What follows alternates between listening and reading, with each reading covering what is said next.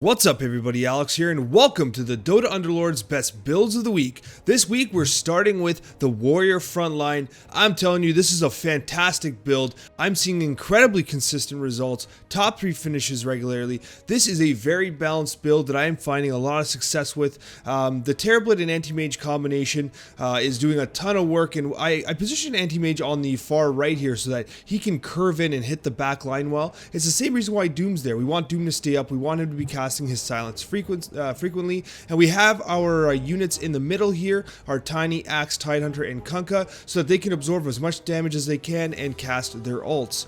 The Troll Warlord is an excellent pick for his ranged abilities, and Slardar is great because he's able to cast his armor reducing ability and then come in a little later in the fight. Once again, I do recommend that Anti-Mage be on the edge so that he can kind of peel in onto the mages and archers and magic users of the opposing team. Overall, an excellent build. And for the second build of the week, we've got Elusives. Now, Elusives have kind of come on recently, and what I'll tell you is that they are fairly effective. They're not so effective against, mages and whatnot, obviously, because magic abilities don't necessarily miss. So it's important that you keep an eye on the compositions of the opposing teams. If you see a lot of assassins and a lot of knights, Elusives are a great idea because you're going to be able to counter them very effectively.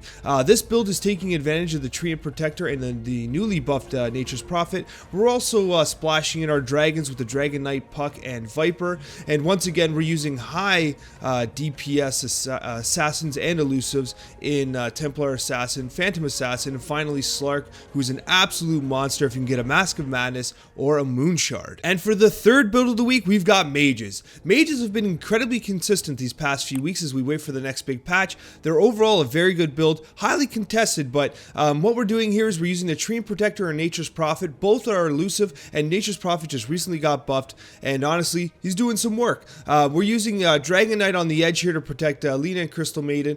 He's going to go well with Puck, obviously, to activate his Dragon Synergy. Keeper of the Light and Puck position in a manner so they can cast across the plane of the battlefield, doing maximum amounts of damage. Crystal Maiden in the corner in order to protect the Keeper of the Light, because if you have a Keeper of the Light here and Pudge, which is incredibly common right now thanks to the success of Warrior builds, Pudge will be pulling your Keeper of the Light and he won't be casting his ability. So if we put Crystal Maiden there, it gives us an opportunity to protect Keeper of the Light. Crystal Maiden might get pulled, but realistically that's not going to impact us too much. Overall, a very solid build, highly contested, but if you can pull it off and not too many people are going mages, you might find some success. And for the fourth build of the week, we've got Brawny Hunters. Now, I'm always trying to get Brawny Hunters into the builds of the week, but quite frankly, they haven't been so great. Finally, our boy Axe here just got buffed. He has an increased amount of armor, and it's giving him a lot more sustainability in the later game, so it gives us the opportunity to, well, build Brawnies again. Juggernaut and Beastmaster obviously are a really big part of that equation, but Disruptor we have on the front line so that when Disruptor takes damage, he can get his silencing cast off near immediately. His Static Storm does wonders against the opposition, and it basically is something we want to cast right away, because if you're able to cast your abilities before your opposition, it definitely gives you an edge in combat.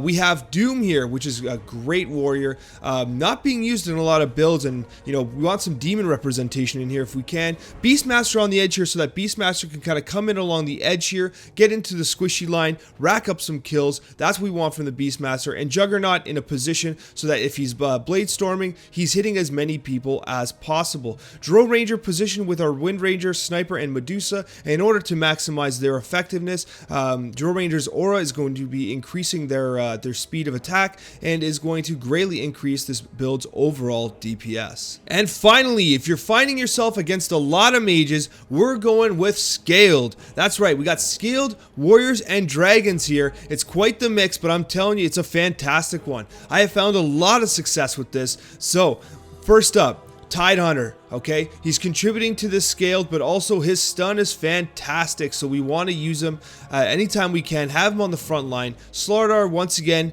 giving us that Scaled bonus here. That 50% magic resistance does work in the current meta. We're seeing a lot of mages out there, so it really helps.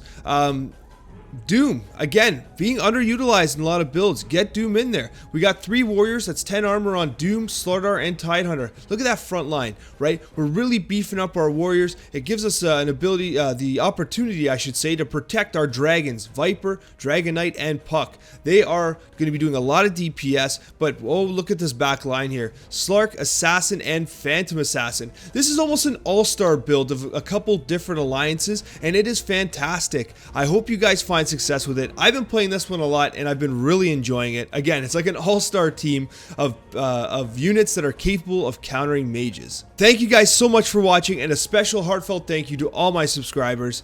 Take care everyone, and best of luck this week in Dota Underlords.